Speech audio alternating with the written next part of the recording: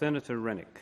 Thank you, Acting Deputy President. And I rise to support this motion today because Australia has been divided by race because of these claims over land that belongs to all Australians. And in particular, I want to talk about Mt Arapiles because that is a rock climbing mecca amongst rock climbers. Rock climbers from all over the world go down to Mt Arapiles, and I myself spent a week down there back in 2005.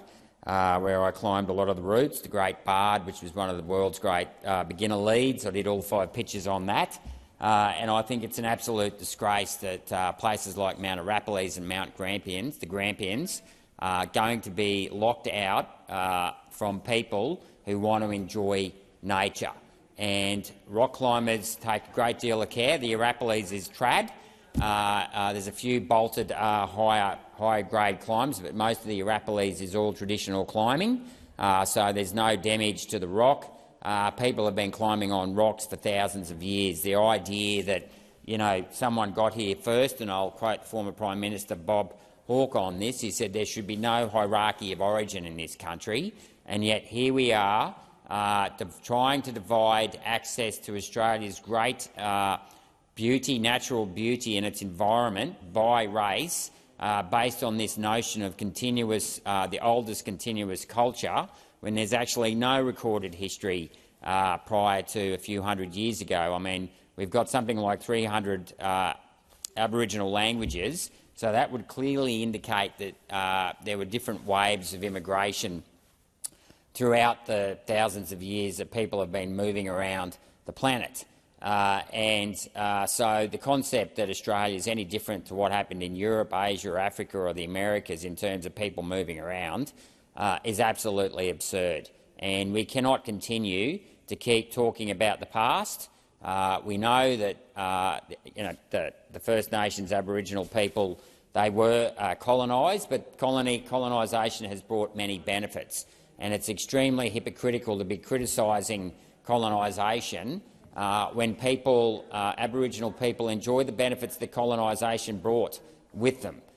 Things like running water, clean water, shelter, protection, energy, electricity, education in terms of writing. All of these things have lifted the standard of living, not just for Aboriginals but for all people. I mean, 200 years ago the standard of living across most of the world was nowhere, even the wealthiest people's standard of living was nowhere what it is today. So why we continue to divide people by race and by history, you want to talk about 200 years of persecution, come and talk to the Celts. I mean, we got persecuted by the Romans in BC 53, great Vercingetorix at the Battle of Alesia, Boudica and the Iceni tribe in Great Britain, the Angles, the Saxons and the Jutes in the 5th century. The Angles, of course, today are known as the English because of the great valve shift in the 16th century, for those of you wondering who the Angles are.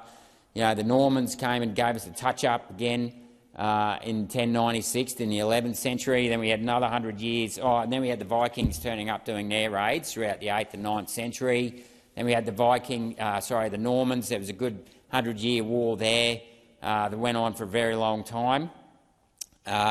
And I must say then the British turned it around and then they started going around and building their empire. But then, they had a good touch-up with the Germans again in World War I and World War II. So, and in amongst all that, of course, the Irish, of which some of my heritage stems from, of course, they were practically starved to death in their homeland in the 1850s, which is part of the reason why I'm here. The idea that persecution, any particular race has a monopoly on persecution is absolutely absurd, and it needs to stop.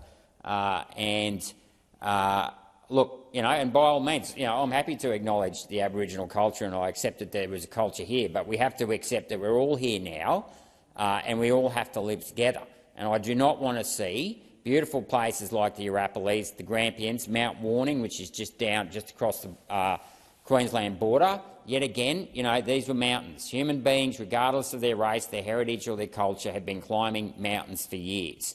And we need to enable people to climb these mountains because that's what we do. That's what human beings love to do. I mean, yep, I'm sure we all go and put our nose to the grindstone throughout the working week, but I myself went down to Mount Warning.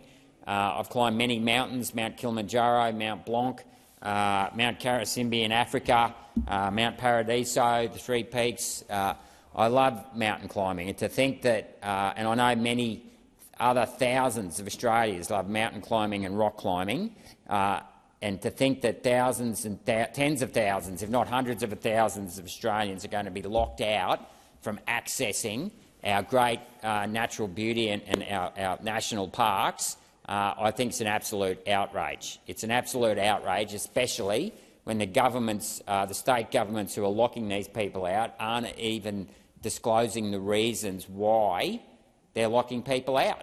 And, you know, the government is here to serve the people. It is not there to tell us where we can and can't go. These things are in national parks. They were created as national parks so that people could access them. And it just goes to show the mentality of governments today versus the mentality of governments of yesterday, that they're now trying to cut people out and deny people the right to access their own public land.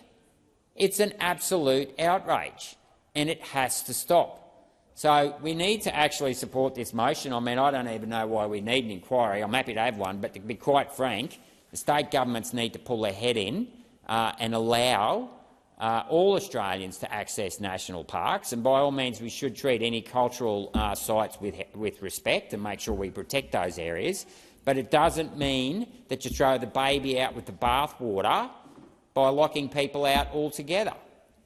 So the other thing I'll touch on is, of course, is the gold mine, which, yet again, there needs to be due process. I mean, Regis Resources spent something like $190 million on trying to get environmental approvals for that mine, which the New South Wales government gave them, the environmental approvals, only for the federal government to then turn around and deny it on cultural heritage grounds. Now, the question, and this is the problem we've got here, if the federal government wants to do that, then are they going to refund the $190 million that Regis paid to the New South Wales government? Are they going to refund that money?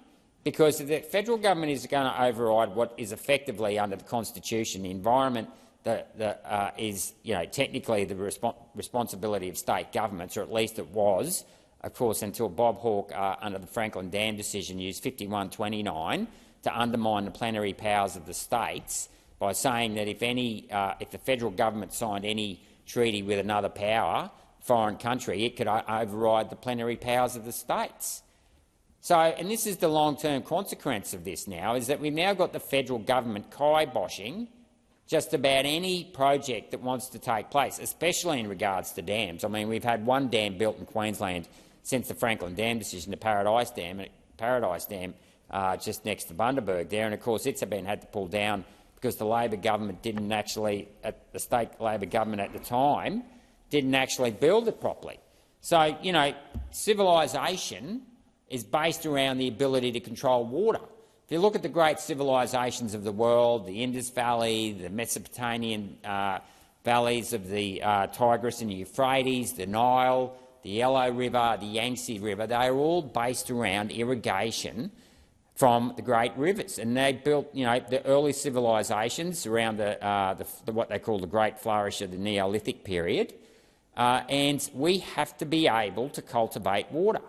But yet, environmental and cultural treaties are being used to block progress in this country. And if we're going to have a rapidly increasing immigration rate, you've got to be able to build more dams. You've got to be able to build more dams. You've got to open up more mines to generate more royalties, to pay for the infrastructure that is going to accommodate these people. But we're not doing that. We've got power stations that are coming to the end of their lives that aren't being replaced, and then we've got mines that aren't. We've now got in Queensland the big companies there are saying they're not going to open up any new coal mines, so we've got a declining royalty revenue base, but we've got an increasing population. So we've got extra costs, government costs, but less government revenue.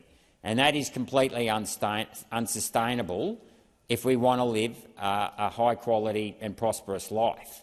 And things like this, and as I said, I'm happy to protect genuine cultural sites where they need to be protected, but I spent a week, I probably did about 20 climbs that week at Arapiles, so I didn't see any Aboriginal cultural heritage sites. I'm not saying they weren't there, but they weren't evident at the time. And we don't want to close down things like, because if it's the Arapiles today, it'll be the Blue Mountains tomorrow, it'll be Mount French Frog Buttress in Queensland next. And there is a big rock climbing community out there. I rock climbed for 5 years. I lived and breathed rock climbing for 5 years. It's another one of those worlds within worlds where you don't really know it exists unless you're in it. But when you're in it, there's a great big mecca, and I know people that have basically given up their jobs and lived on the smell of an oily rag just so they can climb day in, day out. And if I had, I'm a bit too old for it now, but I'm certainly going to get my sons back into rock climbing when I manage to finish whatever I'm doing whenever I retire. And I want to be able to take them down to the Arapiles. I want to be able to take them to the Blue Mountains. I want to take them down to Mount French Frog Buttress down at Boona and take them to Flavors afterwards, which is one of the great cultural practices of the rock climbing community in southeast Queensland. And I don't want to see these things stop, because if my children aren't out there in nature, rock climbing and bushwalking, they're going to be on iPads, and I don't want them on technology. I don't want them living and breathing technology. I want them out there seeing the world, see the natural beauty of the world, not just here in Australia but in other countries as well. So I strongly recommend that we support this motion, because it's very important that all Australians have access to our beautiful country, and it's very important that we can get on with developing this country in a way that is going to ensure prosperity for future generations.